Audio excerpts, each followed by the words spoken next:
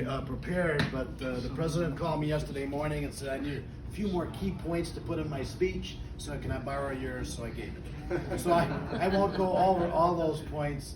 I'll tell you a little bit about myself. I grew up in the 3rd District in Garfield Ridge. I got married in the 3rd District in Burbank. I lived in the 3rd District in Chicago Ridge. I moved to Orland Hills in the 3rd District. My kids were born in the 3rd District. I moved out to Homer Glen, where I still reside. My daughter lives down the street with 4 of the grandchildren, and my son lives in Hinsdale with 2 of the grandchildren.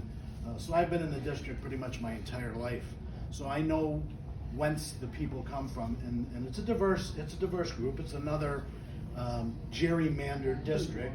The only place I didn't live was Bridgeport, which is part of the district, with a 3-block swath that connects it. So why am I running? I have kind of a unique race. I don't think anybody can say this, that in their primary they're running against a Democrat and a Nazi, and on the opposition side we have a lifelong Democrat whose father gave him the seat 16 years ago, and he's running against someone that's on the far left, farther than AOC. Any candidates say that? I don't think so. So it's kind of a unique situation, but the main reason I'm running is because we need to take the House back for the president. You hear all of the good things that he is doing and the things that he wants to do, but he needs the House. So that's why I'm running number 1. Number 2, my partner Steve Balich and I are on the Will County Board. I'm the minority leader on the Will County Board right now. Unfortunately, the minority leader. Our caucus got swept in the blue wave in the last election, and so we lost the majority. While we had the majority, and I was chairman of the Finance Committee during that time, we reduced the tax rate 4 years in a row in the county. We did a lot of other good things. We're in the process of building a brand new courthouse. We just finished our public safety building, and we are just about ready to finish our health department building, over 500,000 square feet of buildings, and we didn't raise the taxes a dime to do it. I found ways to cut waste out of the budget. I found ways to redo our bonds so that no one had to contribute any more money to get these new facilities that were sorely needed.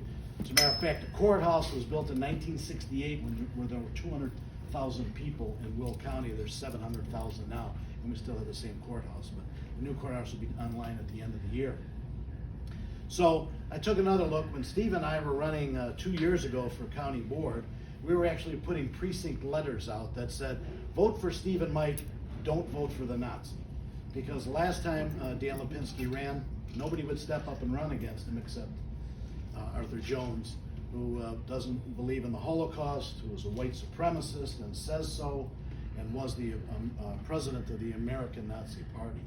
And I said, we can't let that stand. Someone's got to step up. And when I looked around, there was nobody willing to do that, so I said, I'll do it. I love my job on the Will County Board. I have 3 years left on my term, but I said, we can't let this happen, especially if a far left person wins on the other side. We can't let that happen either. We can't let Dan Lipinski be in there for another year. As I said, he and his father have now held that seat for 36 years.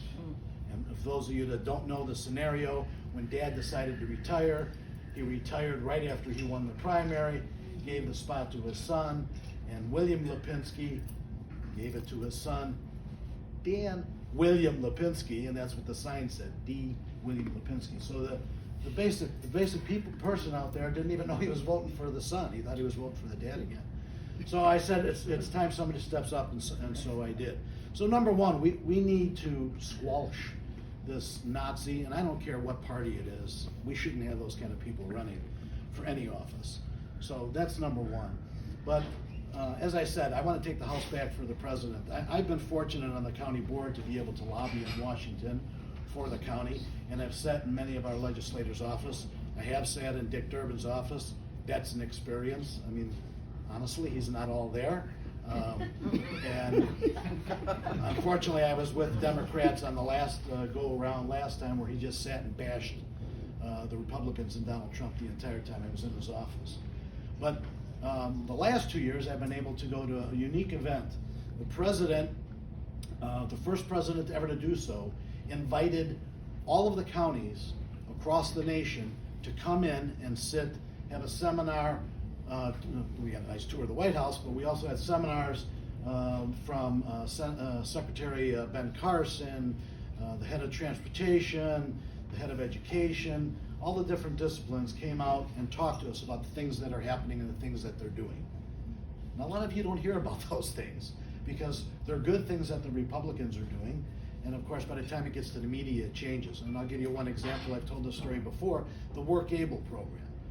What Secretary Carson said is we want to get people off of welfare. If you look at the history, over the last 20 years, every year there have been more people that go on welfare. And a lot of the administrations, especially the Democratic ones, have touted that this is a good thing. We've got more people on welfare. We're helping more people. Well, we're not helping it if we're getting them on welfare and we're not getting them off. So they established a Work Able program. And what that means is if you're on welfare and you're able to work, we want to get you a job. Now, the media made it seem like we're kicking them to the curb. You're on welfare, get off. But that wasn't the case. I mean, we need 300,000 truck drivers right now. Why aren't we training people to be truck drivers? And so what the administration is doing is setting up training programs so that if you're able to work, they can get you and help you get a job so that you can move into the economy, start making money, get off the dole, and be a responsible citizen. But you don't hear about that.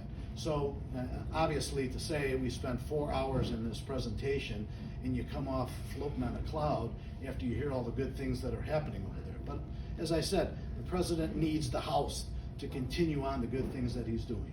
So let me talk just about a couple of issues. I won't take too much time because I know everybody has a chance to speak and we don't want to be here all night. But let's talk about immigration a little bit. How many immigrants legally came into the nation last year? Anybody know? Legally. Because the Republicans don't like immigrants, right? We don't want immigrants here. 1 million legal immigrants came into this country last year. 47% of our current population in the United States were immigrants. 47%. But of course the media portrays it that we don't like immigrants. It's not that we don't like immigrants, we don't like illegal immigrants. And last year, 400 documented illegal immigrants came across the borders. And that's the ones that they were able to catch or document that they were illegal. So let's say it's probably 600,000 or 700,000, the other ones that went in. So it's not that we don't like immigrants, we just want them to come in legally. And it was said earlier, and the president said it last night, we just need to set up a plan on what is a good immigrant. I mean, do you have an opportunity to work? Are you you're gonna just come in here to try to get the free services? Or are you gonna come in here and work? And so I am all for what the president said last night about immigration. We welcome immigrants. My two grandfathers were immigrants, one from Poland and one from Italy. They came through the system the right way. They established themselves, they got jobs, they raised families, and that's what it's all about. And speaking of families, my feeling is that if it's good for the family, it's good for the country. Because if we build our families up, we're building our country. And when we see all the things happening about the families that are made up of different kinds of groups and stuff, I just can't deal with it. And then finally, talk about abortion. I talk about having 6 grandkids. It chokes me up every time to think, how could anybody take one of those lives before they're born? My youngest one is 2.5 years old, and just sitting there looking at them going, what are these people thinking? Where's their head at that they can destroy a life, especially one so close to being born, but as far as I'm concerned, at any point, how could you do that? So that's a little bit about me. I'm Mike Fricilone, running in the 3rd District. You guys are right in the 3rd District right now. It goes all the way from Lockport, Homer, all the way to Garfield Ridge, all the way up on 55 and east, all the way to Bridgeport and Mount Greenwood. Another one of those gerrymandered districts. Not gerrymandered as good as Bobby Rush's, who goes to New Lenox, all the way by Silver Cross Hospital. Don't get it. But so it's a unique district. So I'm going to need everybody's support out here. I really appreciate it. Thank you.